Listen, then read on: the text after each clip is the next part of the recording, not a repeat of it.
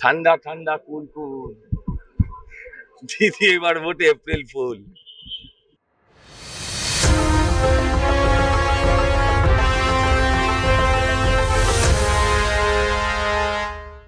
2026 বিধানসভা নির্বাচনের দ্বিতীয় পর্যায়ের ভোট গ্রহণের সকাল থেকেই মেজাজে রয়েছেন বরাহনগর বিধানসভা কেন্দ্রের বিজেপি প্রার্থী সজল ঘোষ। আলমবাজার হিন্দি মাধ্যমিক উচ্চ বিদ্যালয়ে বুথ পরিদর্শনে গিয়ে তিনি এক চাঞ্চল্যকর দাবি করেন।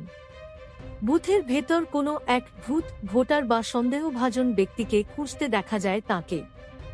ভোট চলাকালীন সাংবাদিকদের মুখোমুখি হয়ে মুখ্যমন্ত্রী মমতা বন্দ্যোপাধ্যায়ের পূর্বের একটি মন্তব্যকে হাতিয়ার করে পাল্টা আক্রমণ করেন সজল ঘোষ।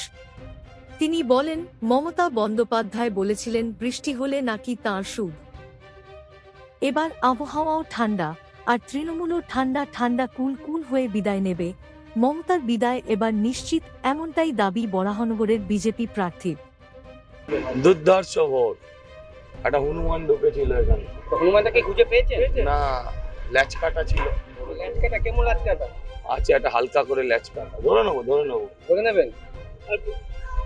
তা কেমন লাগছে? ভোটটা কেমন লাগছে? ভোট তো একদম। আর বৃষ্টি হচ্ছে, মমতাজি তো বলেন বৃষ্টি হলে নাকি তার শুভ। শুভ নয়, আবহাওয়া পাল্টাচ্ছে। আবহাওয়া পাল্টাচ্ছে? হ্যাঁ? তাহলে আপনি কি আজকে আবহাওয়া বাড়ি দেখে নিতেন? তুফান। গেরুয়া ঝড় আসছে কি? পুরো এসে গেছে। বৃষ্টির মধ্যে কি বলবেন?